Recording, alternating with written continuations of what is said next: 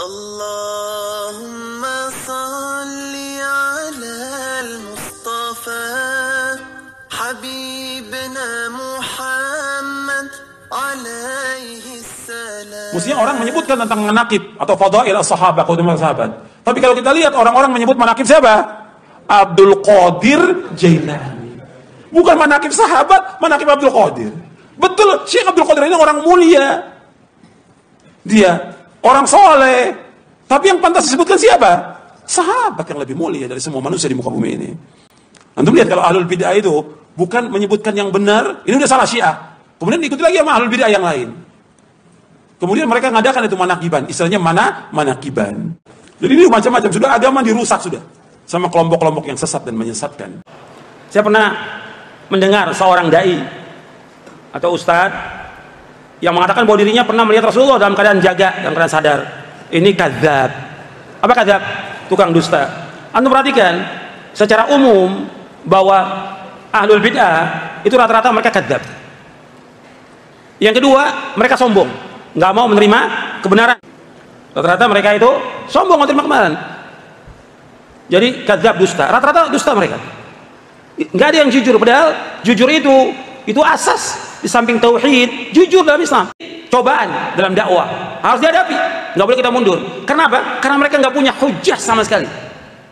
Hujah mereka seperti sarang laba-laba yang Allah sebutin dalam Al-Quran, kamathalil ankabut. Nggak punya hujah sama sekali. Mereka nggak bisa buktikan dengan dalil. Sedangkan tauhid buktinya jelas dari Al-Quran. Ayat Al-Quran menjelaskan tentang tauhid dari mulai awal. Ayat Al-Quran. Gimana kalau di lingkungan itu sudah sangat kuat berbuat bid'ahnya, pertahlilan dan yang lainnya. Kita berada di lingkungan itu, bagaimana? Kalau kita nggak ikut, kita akan dimusuhi. Ya kita nggak boleh dong toleransi kepada bid'ah. Kita nggak ikut nggak ada masalah. Kalau kita ikut, kita berdosa. Kita mendukung perbuatan bid'ah. Kita sejak awal kita jelaskan kepada mereka bahwa kita nggak ikut acara begini. Sejak kita tinggal di tempat itu jelaskan, saya nggak ikut acara begini. Karena ini perbuatan nggak ada contoh dari Nabi SAW. Sejak awal kita punya sikap itu, orang nggak akan undang lagi kita. Sampai kita mati, nggak diundang lagi. Di kantor kita. Saya nggak akan datang perbuatan ini. Atau bid'ah, saya nggak akan datang. Karena ini bid'ah dan ini menyalahi syariat. Sejak awal kita punya sikap, orang akan ingat pada kita dan gak akan diundang selamanya. Gitu. Kalau dimusuhi kan resiko dalam dakwah. Ketika orang berpegang pada sunnah, mesti akan dibenci. Dan itu sunnatullah yang demikian. Dan kita wajib sabar. Ini sesuatu yang bahaya sekali ketika sesuatu seperti ini. Ada lagi penyakit yang sekarang berkembang, ya, bahwa dari ibu sekalian, ya, model pengajian yang mengatakan kamilah yang sunnah, yang lain gak sunnah. Ini termasuk apa? Termasuk syekhnya iblis. Ya, syekh yang pertama adalah iblis yang mengajarkan kesombongan. Hanya kami yang sunnah, yang lain tidak sunnah. Hati-hati bapak-bapak sekalian, kalau mau selamat masuk jannah, jangan ikut pengajian yang lain ya. Ikut pengajian kami saja. Kami dan kelompok kami yang sudah kami stempel. Ini ahli-ahli surga yang pegang kunci surga ini. Ya.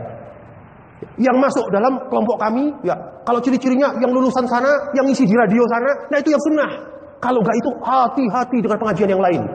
Nah, Masya Allah, korbannya apa kemudian? Bapak-bapak dan ibu-ibu, banyak ibu-ibu, hati-hati, ibu-ibu juga banyak ini.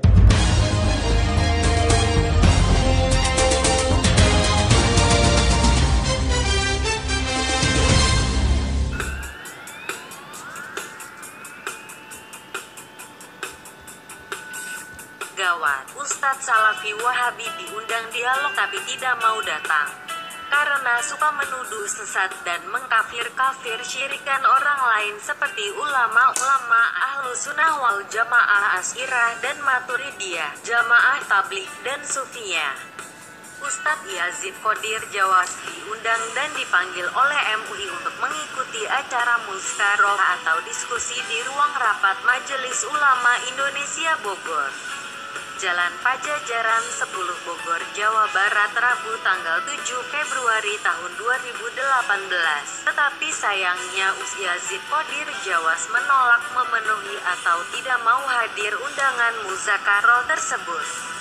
Padahal acara itu berupa dialog ilmiah dalam hal menjaga persatuan umat dengan mencari titik temu perbedaan. Surat yang ditandatangani langsung oleh Ketua MUI Bogor, Kiai Haji Mustafa Abdullah bin WLC tersebut bermula dari permohonan Majelis Hakim Pengadilan Tinggi Tata Usaha Negara Bandung yang dilayangkan pada Senin tanggal 5 Februari tahun 2018. Umat Islam dan warganet padahal banyak berharap agar Ustadz Yazid Jawas bersedia datang. Jika tuduhannya tidak terbukti benar, maka dia harus meminta maaf kepada seluruh umat Islam dan para ulama yang telah dia sesatkan, baik dalam ceramahnya maupun tulisan-tulisannya, dan berjanji tidak mengulanginya lagi demi persatuan umat Islam Indonesia. Rabu, tanggal 7 Februari tahun 2018, beberapa bulan sebelumnya Ustadz ini juga sempat memicu demo yang meminta supaya masjid yang biasa digunakan ceramah Yazid Jawas menghasut kelompok lain dicabut IMB-nya. Di banyak kesempatan, Yazid Jawas memang termasuk salah seorang dai dari sekte Wahabi ekstrim yang tidak canggung minta dalil sembari menyalahkan kelompok lain yang tidak sepaham dengan menuduhnya sesat, bid'ah, tahayul, khurafat, dan lain-lain. Sedianya acara dilaksanakan hari Rabu mulai pukul 13 sampai rampung. Namun, sejumlah informasi yang memberitakan Ustadz Yazid Jawas tidak hadir dalam muzakarah dimaksud, sehingga membuat netizen juga kembali memberikan komentar bahwa memang Ustadz ini tidak memperlihatkan itikat baiknya dalam mengklarifikasi segala isi ceramahnya yang selama ini banyak menyudutkan kelompok lain yang di luar kelompoknya.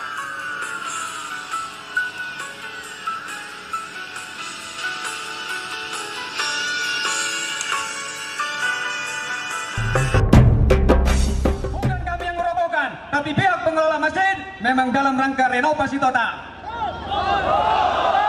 Masjid tidak boleh dijual, masjid tidak boleh dirobohkan. Kelanjutan daripada arti daripada surat Al-Baqarah 114, illa ayaksidu asyikoka wal hilaf. Terkecuali masjid tersebut dibangun untuk bertujuan memecah belahkan umat, terjadi silang pendapat bahwa yang hak itu hak dan batil itu batil. Takbir. Semoga ahli sunnah wal jamaah, al-asyairah wal maturidiyah, insya Allah mereka sudah ribuan tahun diikuti oleh master hadis, diikuti oleh master tafsir, diikuti oleh master fikih dan lain-lainnya.